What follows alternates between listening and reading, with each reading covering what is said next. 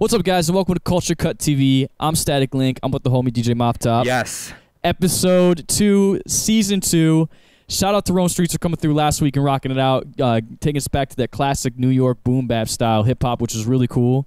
Definitely was a change of pace to start Season 2. Today we got even more change of pace. We got proper villains in the building. We're going to debut some new techno, some new tech house style music, you know, something we don't normally do here on Culture Cut, you know, trying to switch it up.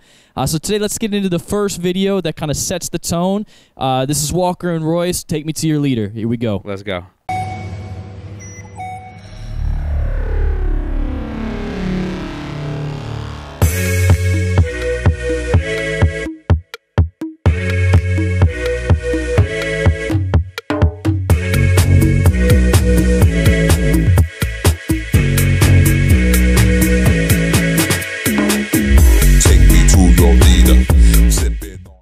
Yes, once again, we're back here, Culture Cut TV. Yeah. I'm Much Obliged TV. I'm here with the one, the only, Proper Villains. I've been following you for a while. I've been playing a lot of your remixes for a very long time. You've collabed with a bunch of close friends of mine, helping me out with some music now, with some mix downs and all of that. Proper Villains in the building. Happy to have you, bro. Thank you for having me. Yeah, man. So, for the people that may not be familiar with your music, why don't you give a little introduction, who you are, what you do, you know, the Proper Villains summed up story. I really wish I had a better elevator pitch for this. Wait, give me a second. All Wait, right, hold it. right. Don't cut. Don't cut. No. I make things that go doof, doof, doof. I make also make rap music for some produced for other people, and Nice. I have a duo called Fire Alarm, which is dancehall. So I do a lot of things. That's very cool. Very cool. And I think so. You know, I had heard of your name before through like different outlets, electronic music stuff. And so, but I really wasn't familiar with too much of your tracks. So when Ricky wanted to bring you on the show, I was like, oh yeah, definitely. I've heard of you before, so I started listening to some of your stuff, and I've noticed you've evolved over the years. You know, style wise. I have mild ADD. Yeah, I started. Guilty. Yeah, Me too. Who doesn't? And electronic music has changed a lot in the last 10 years. Oh, yeah. And so the thing... It's changed a lot in the past 2 or 3 years. I mean, every 5 minutes. It's like, oh, there's another subgenre, you know? Sure. Yeah. Future polka, that's a thing. Oh, God, I'm going to go and make a future polka record. That sounds awesome. There you go. I'm on the collab with you. Yeah. So, style-wise, so like, because I listened to some of their stuff. Like I said, some of it was like kind of dubsteppy, and then some house stuff, some techno stuff. You just said you have a dancehall collaboration. You do some hip-hop, and I know you said you have ADD. So, you know, I can agree with that. In the studio, I like to try new things for sure. How has your fan base adapted to that kind of change as you weave in and out of different things? I was a little worried because I got popular doing dubstep. Sure. But I'm not one of those kids who's like, dubstep's everything. I hate everything. And so when I originally started out making house and drum bass, and then the dubstep thing just kind of happened, and I was like, oh, cool, I'm a dubstep DJ. Having a career is nice. Sure. Especially doing something you love, making music, right? Yeah. But I'd always done like little other things, and like my fans were just like, we're confused. Why make more dubstep? And then a couple of years ago, I kind of just got tired of dubstep because you can how many times can you eat chocolate cake? You know, Sure. If you eat every Yeah. day, you're just like, oh God, like I just want to do Done with this. anything but eat chocolate cake. And so I kind of took a couple of years off. And then before I had gotten popular doing dubstep, I had done house and techno. And I was like, oh, let me try doing that again. And surprisingly, like most of the kids who got into electronic music have kind of like grown up to be like, oh, we like all this other stuff now. And I'm Sure. like, Yeah, more open to it. And I think that's, you know, we've talked about this on the show before. I think people are more open to different style of music, and it's because of the streaming world we live in now and the access to all this different kinds of music. And if you look at playlists and different things of what people are listening to now, it's everything. You know, I'm personally like that. I'll listen to some days where I'm listening to like straight boom bap hip hop, and some days I'm listening to like heavy trap. Some days I'm listening to house. It really depends, you know, on my mood. You know? I mean, YouTube and Spotify have changed everything. Sure. Definitely. Why don't we do this? Why don't we get into the first music video? Let's do it. I want to hear, you know, about some people that inspired you, and I think your music videos kind of touch on that. They're all really old. That's a good thing. That's a good thing. Okay. We'll say classic. Classic. That's right. Classic, exactly. They're all classics. That's the nice way of saying really, really old. So which one do you want to start out with? Let's start off with Frankie Bones, Refuse to Fight. I'll explain this one. This is from, I think, 1992. I saw this on AMP on MTV at 2 o'clock in the morning. And back in that day, like, I don't know if any of your viewers will remember this, but, like, no one knew where techno came from. You know, it was just like, oh, I guess this comes from England. Like, no one in New York or, like, the States makes this.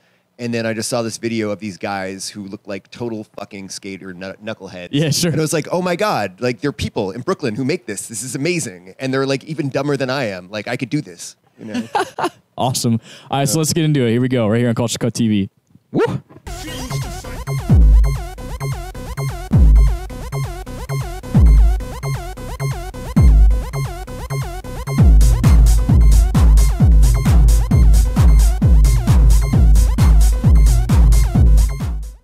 Welcome back to Culture Cut TV. That was Frankie Bones with Refuse to Fight. Frankie Bones, classic artist, man. I got, actually, to be honest, I was lucky. I got to meet him 2 years ago. Yeah? At a barbecue.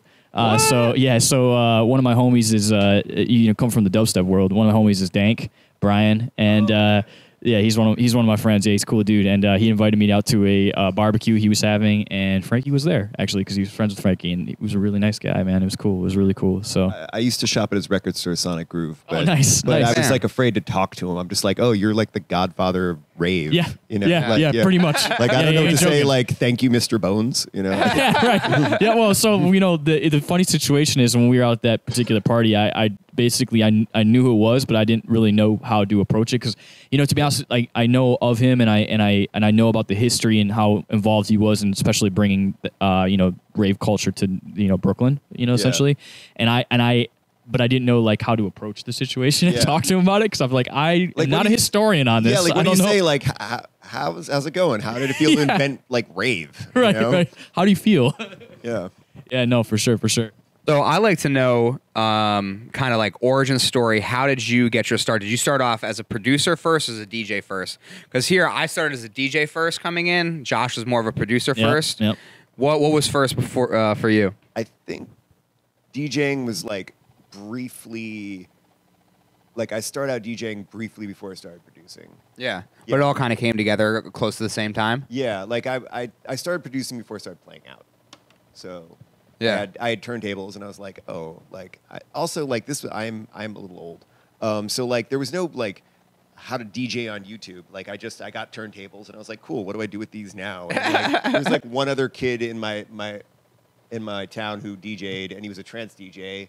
And he's like, I'm not teaching you how to DJ unless you play trance records. And I was like, okay, I guess I have to go buy like 9 shitty trance records. So is that how you started, or were you a drum and bass? I feel like no, I was a drum, bass, and jungle like fan and DJ. I mean, yeah. Like DJ. I guess like if you have turntables and jungle records, you're technically a DJ. I would not have called myself that at that point. Yeah. But he wasn't showing me how to put those records together unless they were trance records. The days of interning as a DJ. That's how I started too. Yeah, actually, same. I didn't look up tutorials. I mean, I started like in 2006. I was when I started learning how to DJ. And I started producing like a little bit before that. For me, there was this great DVD. There was one called Technique, which was all trance DJs and house DJs, and it was I vaguely remember that. Two it sounds really disc familiar. set. They also had the VHS, and then there was Scratch. Yeah. And that was the hip hop one, and I had those 2 DVDs, and then I had a uncle who was a DJ, so I used to carry his records, you know what I mean, like learn through that, like, and so that was kind of my backing of it all, and then just like going to like the all ages club and watching the DJ kind of like sticking over there, be like, yo man, I like what you do. Yeah. Speaking can of I walk over? Can I check that out real quick? Oh, that's cool. Yeah. Oh, sure. I like that you're doing the old school peering over the booth. Oh yeah. It's like, oh, what's up, bro? Yeah. So production wise, what are some obviously because you dabble in so many different styles of music, how do you stay I don't want to say relevance, not the word I'm looking for. How do you stay up to date with the new stuff? What do you usually do? Are you a guy that likes to listen to stuff on Spotify randomly? Do you find music on SoundCloud? Like how do you stay influenced? Because I think it's me personally. Like I said, I'm kind of in the same boat, and it's hard for me to I'm always trying to look for something fresh, all the time. In the vast sea of Spotify, it's kind of like YouTube now. I mean, I just listen to music every day. Sure. Podcasts, like No Jumper is great for like new rap. That's a good one. That's a good one. Yeah, I know No Jumper.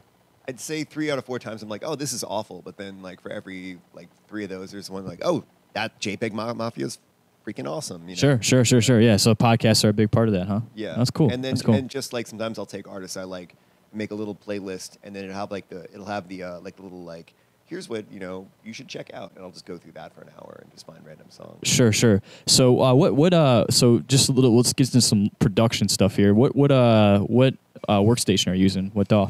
Oh, Ableton. Use Ableton. Okay. Yeah. How long have you been using Ableton for? Like 8 or 9 years. I want to know what the first one was. Yeah, that was going to be the next question. The demo version of Cool Edit Pro. Oh, bam. Okay. Yeah, but it wasn't even really a DAW. It was just a wave editor. Yeah, no, I remember Cool Edit. I remember Cool Edit too. You could mix samples over each other.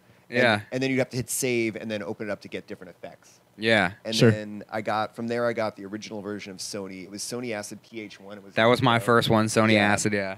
Yeah. And then Cubase, and then Ableton. And I don't think I had a couple records out in the Cubase years, but Yeah.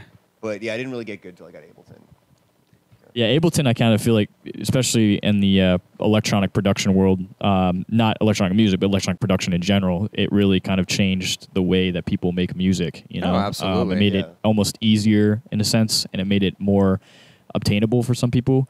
You know, I don't know. That's just kind of my opinion. Because I went the route of Pro Tools, and then Reason, then Logic. I did the Reason thing between Acid.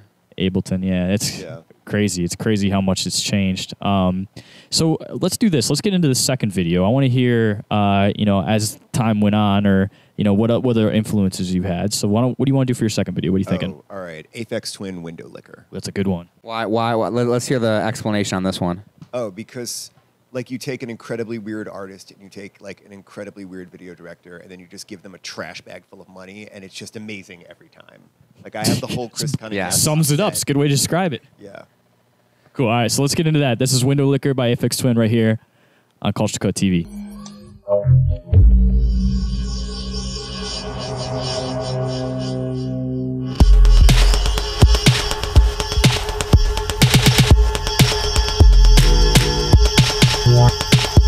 What's up, y'all? Welcome back to Culture Cut TV here on Much Obliged TV.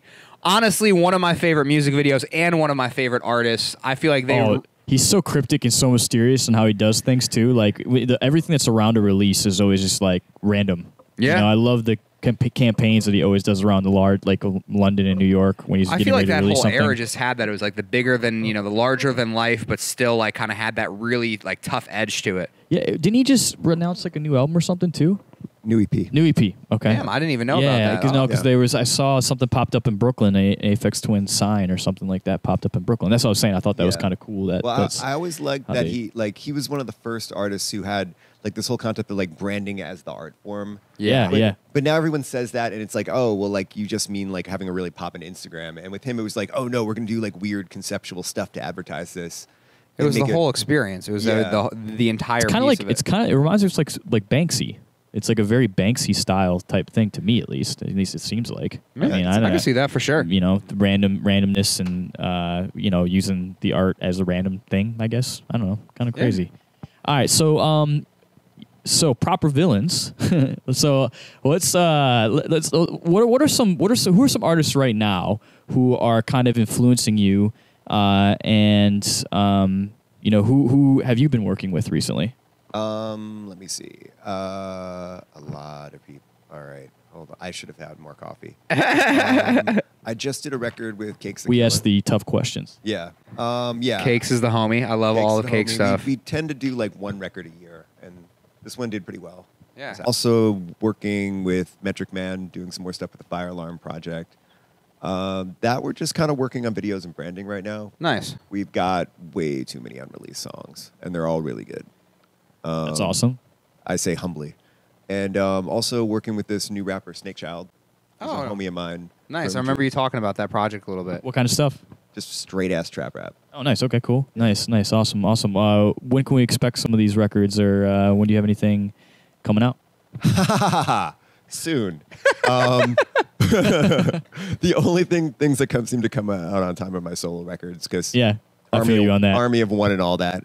Sure. But my new remix of Nick Cashub's featuring Fire Alarm is out now, or this Out we'll now. work on time continuity, but is out now on Fool's Gold Records. Sure, yeah, okay, cool. And obviously we've had Nick on the show, so Nick came and gave us a bunch of information on the music industry and how Fool's Gold's grown and him as an artist and everything, which was awesome. What kind of record? So the remix you did, what song was it a remix of? Which one? Pick Yourself Up. Okay, cool. And that you said is out now on Apple Music, Spotify, and all this. Okay, awesome. It's on the internet. It shouldn't be too hard to find. Cool, awesome. You guys definitely need to check that out. Two alumni of the show now. Boom, boom. What do you have plotted now coming up for 2019? Nothing crazy. Just keep making awesome records, keep playing records, and get maybe a T-shirt or something going, because I haven't never done that. And Some merch. There you go. We got cool screen merch. printing right next door, baby. Don't worry, I got you. I'm gonna bring some sweatshirts. Super cheap plug. That's it. All right, man. So let's get into your final video. What video do you got for us? What's the final one we're gonna do today? Orbital Halcyon. No, wait, not Halcyon. On Why Are We Here? Ooh, Bam. Okay, cool. Yeah. All right, let's get into it right here on Culture Cut TV.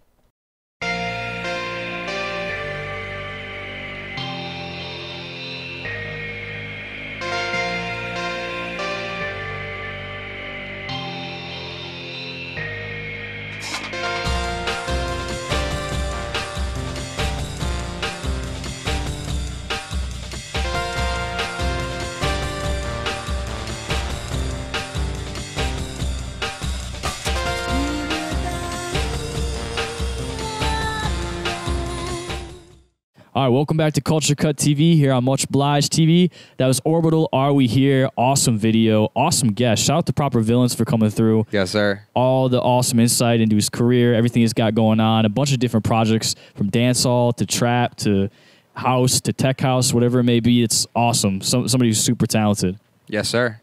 So you guys check out the last two videos. Rome Streets we had on last week. Proper Villains this week. Be ready for next week. Yeah, season 2, man. We here. That's what's up. What's our last music video? Our last music video is going to be, I don't know. I have no fucking idea. Well, it's going to be a surprise for everybody. Let's drop that damn thing. Here we go.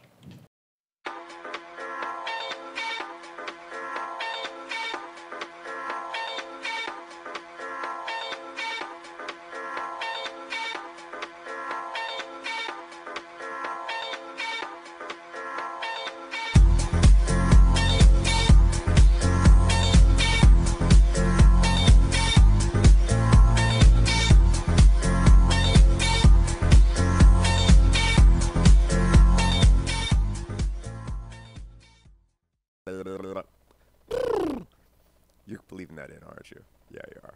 I'm Proper Villains, and you can listen. Wait, we can see another video? Yeah. All right, and you can see another video over here, over here, over here, over here. I don't really know where I'm on a green screen.